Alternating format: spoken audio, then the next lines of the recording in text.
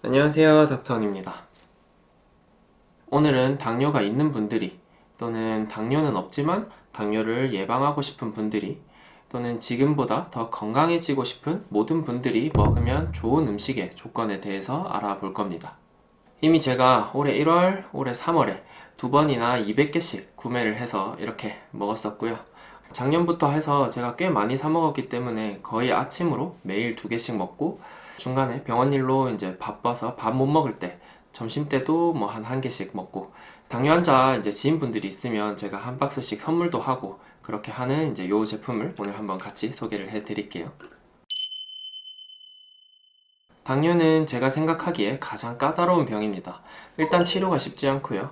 증상이 아주 많고 복잡하기 때문에 이 많은 증상들이 어떻게 연관되어 있는지를 좀 잘 알고 특히 식단에서 많은 걸 고려해 주어야 합니다. 첫 번째는 당연히 가장 기본적인 것은 혈당 조절, 당 조절이 되겠죠. 인슐린이 제대로 분비가 안 되거나 인슐린에 제대로 반응하지 않기 때문에 혈당이 급격히 상승하거나 조금만 굶어도 급격히 하락하는 등 혈당이 굉장히 크게 널뛰게 됩니다. 이 급격한 혈당의 하강은 저혈당으로 어지럽거나 쓰러질 수도 있고요. 혈당이 쭉 상승을 하면 어지럽거나 메스껍다가 케톤산증 같은 치명적인 질환을 유발할 수도 있습니다. 또 고혈당으로 유지되던 분들이 갑자기 요요 현상으로 저혈당이 오는 경우도 많습니다. 그래서 당뇨인들이 먹어야 할 음식의 첫 번째 조건은 흡수가 느린, 천천히 꾸준히 흡수되는 그런 당분이 포함된 음식을 먹어야 됩니다. 당연히 자연식 중에는 채소, 야채, 통곡물, 견과류 이런 것들이 당연히 몸에 좋겠죠. 이런 비가공식품들이 좋을 거고 식이섬유 많이 드셔야 되겠죠. 설탕이나 단맛이 강한 음식들은 피해주는 것이 좋습니다.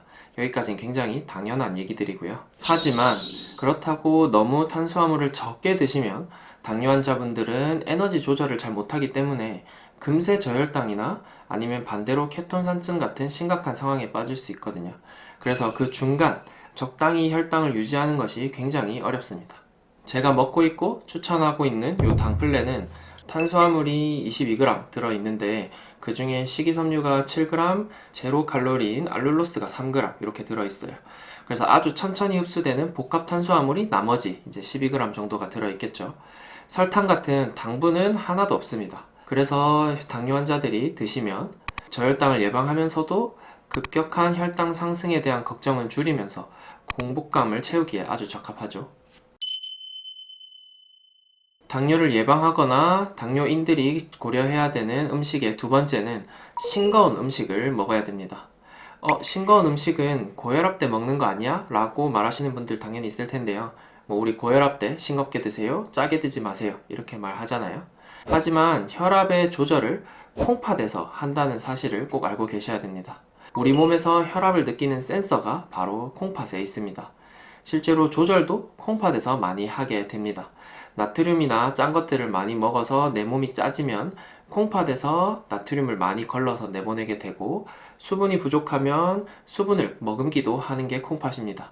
그래서 콩팥의 기능이 떨어지면 고혈압이 오는 경우가 많은 거죠. 반대로 혈압이 높으면 콩팥이나 콩팥의 센서가 손상되는 경우도 반대로 있습니다. 이렇게 콩팥이 손상되면 당뇨나 단백뇨 이런 것들이 생길 수 있겠죠. 그래서 혈당과 혈압, 혈압과 혈당 이 두 개는 꼭 같이 생각하셔야 합니다. 이 당플랜에는 나트륨이 160mg, 그러니까 0.16g. 우리 라면 하나 먹으면 보통 나트륨이 한 1에서 2g 정도 왔다 갔다 들어있잖아요. 거의 10분의 1 정도, 그냥 짠기가 거의 없다고 생각하시면 됩니다.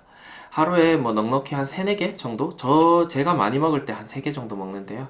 한 3, 4개 먹어도 0.5g도 안 되는 그 정도의 나트륨입니다. 고혈압 환자한테도 당연히 좋을 거고요. 당뇨 환자분들도 굉장히 좋은 식사나 간식이 될 수 있을 겁니다.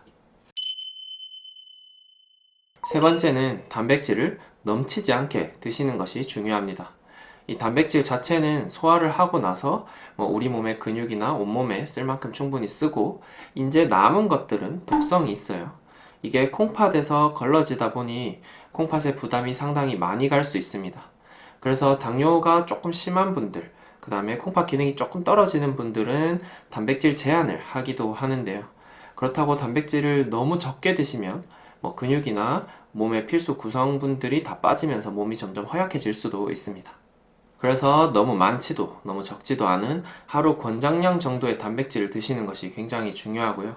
이걸 사실 특정하고 지키기가 굉장히 어렵습니다. 내가 먹은 음식의 양에 따라서도 당연히 다를 거고요. 재료에 따라서도 단백질의 양이 다를 거기 때문에 이걸 일일이 계산한다는 게 사실 정말 쉬운 일이 아니거든요. 이 당플랜에는 한 팩당 딱 10g 들어있어요. 정확하게 10g.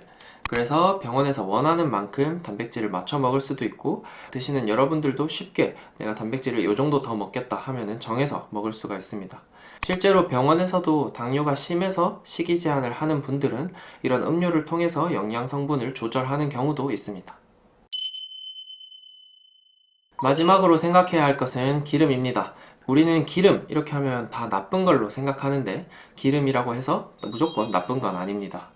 이게 얼마 전에 이제 슈퍼푸드의 힘이라는 이제 TV 프로에 나왔던 장면인데요. 좋은 기름은 오히려 우리 몸을 유연하게 만들고 우리 몸을 구성하는, 작용하는 많은 호르몬들을 만드는 아주 필수 성분입니다. 반드시 드시긴 드셔야 돼요. 이 기름을 드실 때 딱딱한 기름, 저는 이제 포화기름, 포화지방들을 전부 딱딱한 기름이라고 하는데, 이런 것들 말고 말랑말랑한 기름, 불포화 지방산 등을 드시면 오히려 반대로 혈관이 깨끗해지고 몸이 건강해지게 됩니다. 튀긴 기름, 과자의 기름, 라면 기름, 당연히 안 좋겠죠. 반대로 올리브유, 가열하지 않은 식물성 기름, 이런 것들은 우리 몸에 좋은 작용을 할 수 있습니다. 착한 기름도 있다는 것을 꼭 알고 계셔야 돼요. 여기에는 이제 카놀라유랑 그다음 해바라기유 이런 것들이 들어 있습니다. 흔히 말하는 마가린이나 버터 같은 가공기름은 하나도 들어있지 않아요. 그래서 언제든지 콜레스테롤이 조금 높은 분들도 편하게 드실 수가 있습니다. 제가 굳이 이 뉴케어 브랜드만 먹고 또 여러분들한테 소개를 해드리는 이유는요, 성분표만 보면 쉽게 알 수 있습니다. 일단 제가 직접 환자에게 처방을 해본 적이 있어서 조금 더 믿고 먹는 경우도 있고요. 이게 편의점에서 살 수 있는 단백질 음료, 건강 음료들의 성분표인데요. 이게 딱 봐도 짧잖아요. 단백질, 탄수화물, 지방 이 정도만 표기가 되어 있습니다. 그 다음 이게 뉴케어에서 나오는 당플랜의 이 성분표인데요. 아주 세세하게 나와 있기도 하고 26가지의 비타민과 무기질도 같이 있습니다. 제가 워낙 일하다가 영양제를 자주 까먹어요. 점심때만 제가 항상 영양제를 먹는데요.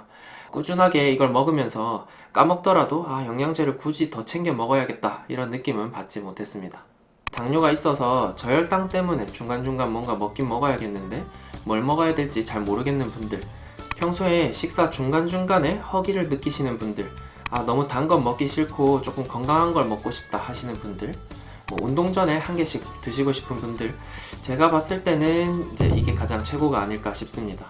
이제 20대, 30대 아주 건강한 분들은 저랑 똑같은 이런 거 드셔도 좋을 거고요. 그 다음에 이제 당뇨가 의심이 되거나 당뇨 환자이시거나 아니면 당뇨가 걱정되시는 분들은 당플랜 같은 것들을 드시면 훨씬 더 좋을 것 같습니다.